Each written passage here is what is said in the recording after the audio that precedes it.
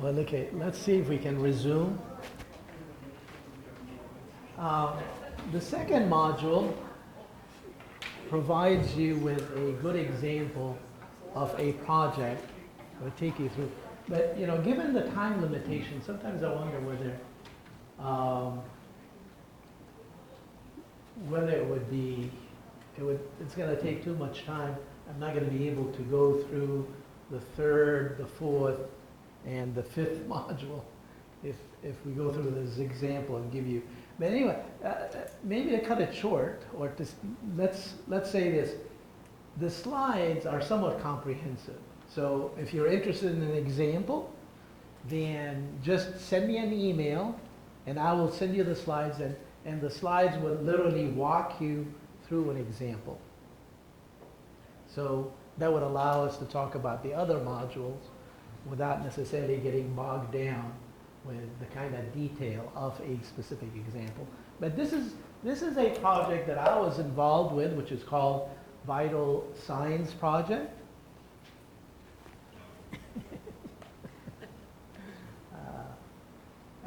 And this is located in Southwest Virginia, and it involves the conjoint effort of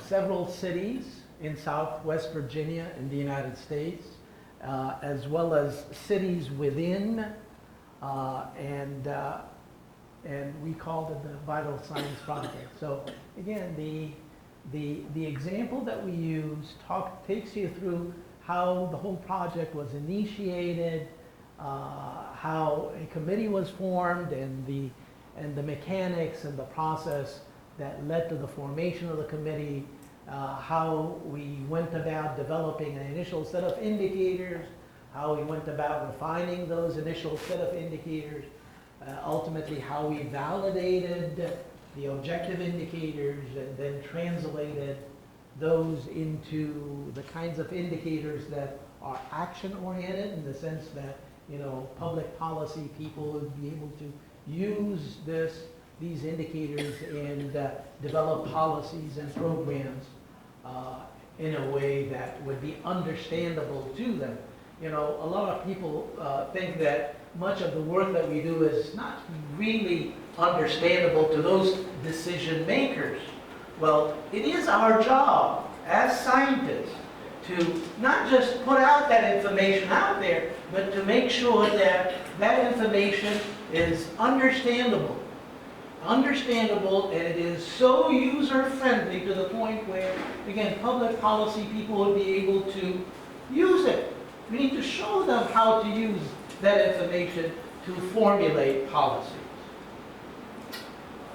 So again, it takes you through this, and ultimately it is still our job to disseminate the findings, not just to put out a report and that's the end of it, but no, to do the marketing that would get the public policy people, the community leaders, the decision makers to be able to act on that information, to come up with those programs that, again, the end use of those programs would enhance the quality of life of their community.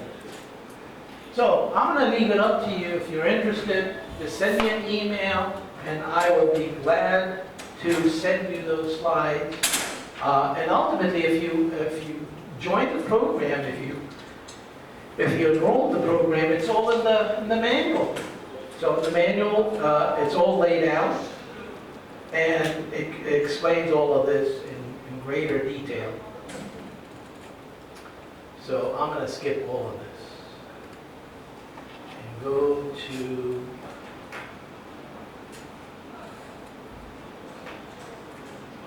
the next module.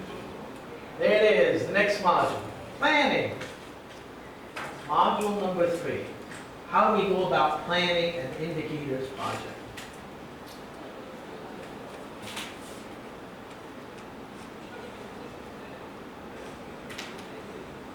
Again, in the manual, I laid out, fleshed out, you know, all the steps that you go about planning an indicators project.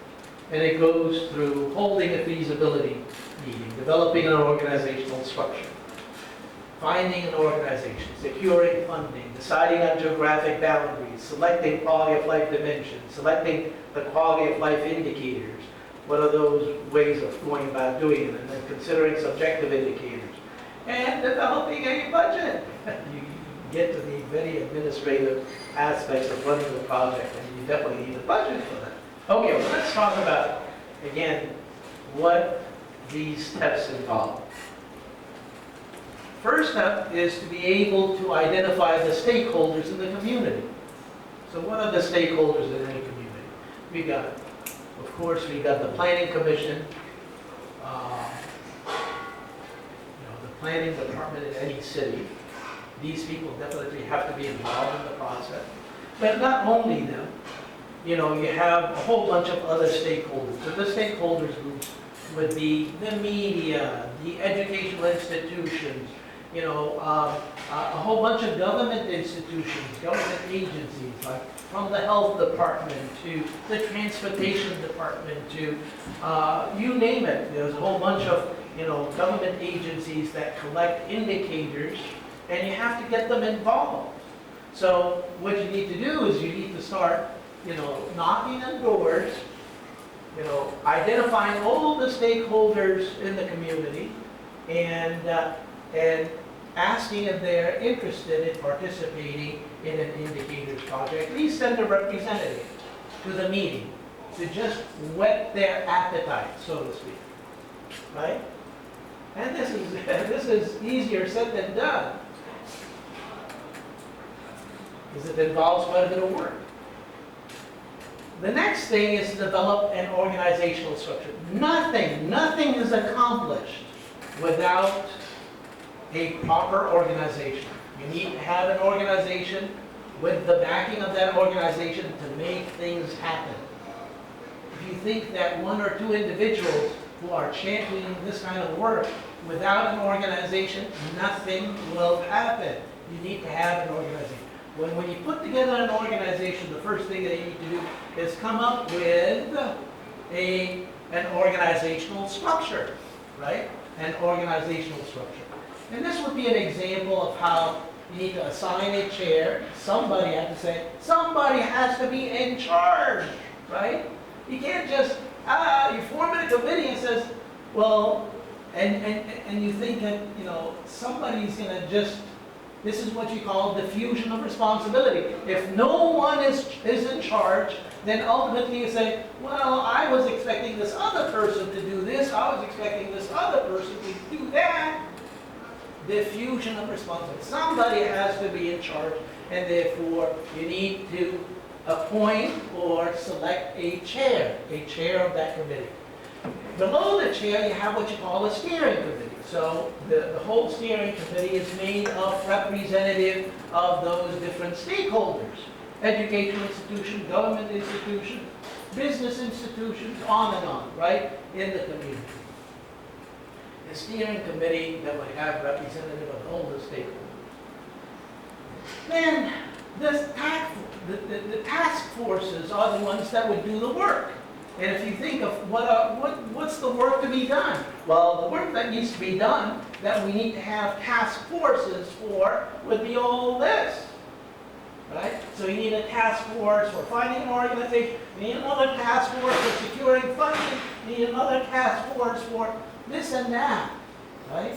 The task force is the entity, the organizational entity that would do some very specific work, and they would bring back that work to the steering committee, right? So, the first thing after you develop an organizational structure is to find an organization. What does finding an organization mean? That means you need to house the indicators project in some organization. Well, where's going to be located? We need an office. We need a person that would take care of the administrative aspects of the organization. We need an organization that would volunteer to house this project. House the project. Okay? Well, that's a task in itself, finding an organization. In our situation, for example, we were able to find a university, one of the universities, and an academic that that volunteered to say, we'd be able to administer this indicators project through our center, and it happened to be, an urban affair kind of thing, center at a neighboring university. So finding an organization is very important. Nothing happens without, having a home, for the indicators fund. Securing funding. Now that's another thing that you need to worry about. You need money. Things don't happen just because you wish it to happen. You need resources. Well, who's gonna essentially provide you with the needed resources? So you go out and you do a fundraising where you go and beg and plead, universities, to the media, to the hospitals, to you name it. Says, we need money for this project. Please give. Right? That's a task force in itself. Once you have an organizational structure, you have an organization that would house the project, when you have at least commitment from the various stakeholders to fund the project, then the next thing is to define the geographic boundaries of the indicators project. What do we mean by that? Well, this is a challenge, is to be able to figure out, you need to cut it off, you need to define the boundaries of the area in which you're going to collect indicators for. That's really a challenge. That's not an easy thing to define those geographic boundaries. But the definition of those geographic boundaries tend to be a function of the stakeholders that are involved, right? The stakeholders. So let's say if we're talking about maybe a hospital that is providing, a great deal of funding, and the hospital is very much interested, it's located in the heart of the city, then they would tell you, my geographic boundary is within that city. Anything outside the city is, I'm not really interested in. And they'll probably fight you tooth and nail to say, I don't want to essentially spend my money on those peripherals, right? So, finding that geographic boundary is a matter that is negotiated within the steering committee, and there's quite a bit of negotiation that needs to be done.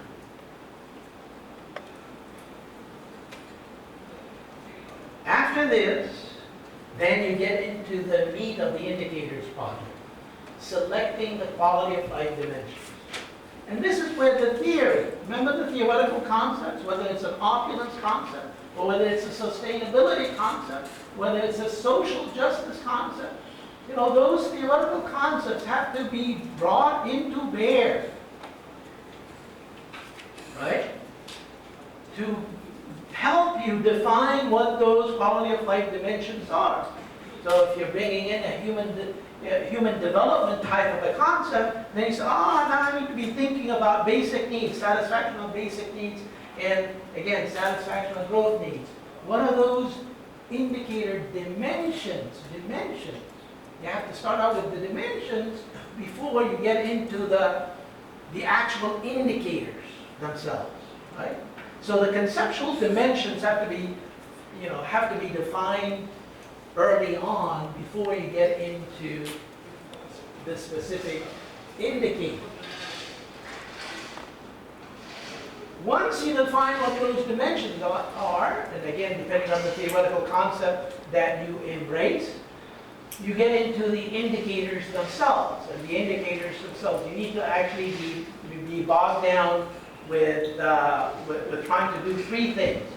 Criteria for indicators, processes for selection of indicators, and an optimal number of indicators. These are the concerns that you have to, again, deal with. What is the criteria for indicators? What kind of, now, if you look around, there are so many indicators out there. in the context of any city, in the context of any community, you would be overwhelmed by the number of indicators that are out there. And mostly they're indicators that are provided, that are housed within institutions, educational institutions, government institutions, on and on. So you need to pick and choose. There's no way that you'd be able to say, oh, whatever you got. Whatever you got. No, not necessarily. Again, you select those indicators guided by the dimensions, whatever those dimensions are. So you have to be very careful and say a criteria for selecting indicator would be that it has to correspond to the theoretical dimension in which it's intended to measure. Another thing would be, let's say in terms of health. Let's say health is a quality of life dimension that you want to capture. Okay, well, let's look and see what's the health department in that city, or in that county, or that province, right, or that metropolitan area have on hand. What kind of indicators? Do they have indicators of infant mortality? Do they have indicators of disease incidence? Do they have indicators of life expectancy? Do they have indicators of on and on, right? You need to find out what are the indicators that are housed within certain institutions. And of course, one of the criterion, which is obvious, is the availability of the data. If the data is out there, then of course that would be a precondition for selecting an indicator. The process of selecting indicators, now that's another thing that you have to worry about. What's the process? What's the process? How do you go about selecting those indicators? Is there sort of a step-by-step approach? And yes, there is. And there's a whole bunch of models that would help you, again, doing this kind of selection. So the step-by-step approach, and in the manual I talk about a bunch of those, so I'm not going to take the time to do this. An optimal number of indicators. Well, how many? In relation to each quality of life dimension, would you have 1, 2, 3, 10, 20? Is there such a thing as an optimal number of indicators per dimension? And the answer is yes. I don't think you should go over 4 or 5 max. But you need to be very selective in the way you choose those indicators. So you need to prioritize. After you put together a whole bunch of indicators that underline, that capture a specific dimension, let's say prioritize, and then you select the top 3, 4, 5. No more, please. Otherwise you'll be totally overwhelmed, right? The next thing is whether you want to consider subjective indicators. Subjective indicators. Now, there's a lot of objective indicators out there, health, transportation, education, and so forth.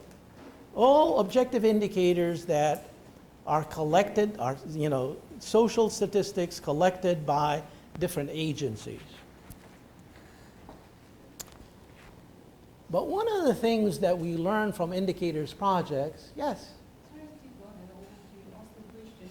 When you say that how many indicators you should use, do you use any statistical methods to say, or these are like principal components analysis, or is it? It's based on norms. Norms, meaning the tradition. And the tradition is... previous indicators in view. Right, so you look at the previous indicators, and one of the things, that gets us into one of the criteria for selection. So you select, the indicator that if you have previous data so that you'd be able to establish trends, right? So that may be one of the criteria that you want to use in selecting specific indicators. And then you want to prioritize those indicators. So you don't check the correlations between them and maybe select that different... You may want to do that. That's a very good point. Now, What do you mean by correlation? It's a good idea that those indicators would converge, statistically speaking. Excellent point. That may be one of your criteria that you want to have in selecting those indicators. They have to have a high level of internal consistency within. Yes, very good point. Could I also just ask? Yes. Say, for instance, whatever aspect you're looking at, you do not find data. Ah, Yeah. right. There's, You don't find data, then, in the particular place. uh-huh. Yeah. What do you do? Do you look at other similar contexts, or do you just go straight and start and giving off the 5 indicators? What would guide you? Well, I mean, if you don't have data, that's probably one of your criteria. Is that if I don't have data, then I'm going to drop that indicator. Otherwise, you're going to have to invest quite a bit of, you're going to have quite a bit of budget, resources that would allow you to start from scratch, from the very, you really need to build those indicators. But there's so much out there to begin with. Why do you want to invest resources to come up with new indicators? I mean, yes, please, by all means, if you can, but realistically, right?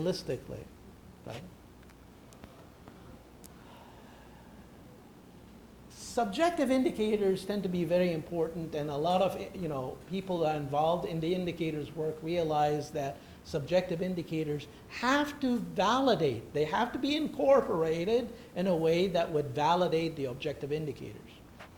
And the reason being is very simple.